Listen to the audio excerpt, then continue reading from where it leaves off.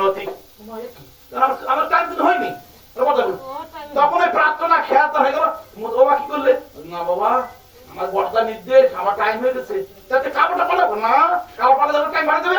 ওই ভিজা কাপড় ওই শীতের সময় ওই মাটা কিন্তু প্রার্থনা ঠাকুর দেখিলেই মানে বুঝে যাবে। আর তোমরা প্রার্থনা আহ্বানে পড়াছে, কথা কষ্ট পাওয়া যাচ্ছে, হানি পড়ছে, আহ্বানে পড়ার সঙ্গে সঙ্গে যে যেখানে পারে মাথা সঙ্গে সঙ্গে সেখানে শুরু করতে কি কাজ করবেন। কিন্তু আপনারা কিন্তু বাইরে বাইরে করবি নথি রান্না করবেন যেখানে ঠাকুর তো বলে নাই মন্দির থাকো, যে তাই থাকে, যে অবস্থায় থাকে। ঠাকুর তো বলছেন যে মন্দির টন্দির আসবেন, চান ধান করে কাপড় ছাড়েন কৃষ্ণ মতন আসবেন, তা কি বলেছে? হ্যাঁ, যে তাই থাকি হোস না পরিতে হবি তাতে শক্তি পাবে। ঠাকুর তো বলছেন চান ঘর কাপড় ছাড়াই মন্দিরে যা, হাত মুখ ধরে হয়ে যে তাই থাকি, ধ্যানত থাকি, গাড়ি থাকি, মাঠে থাকি, ঘাটে থাকি, জায়গায় থাকি, সেইখানে প্রার্থনা কি করবি শুরু করতে বাইরে।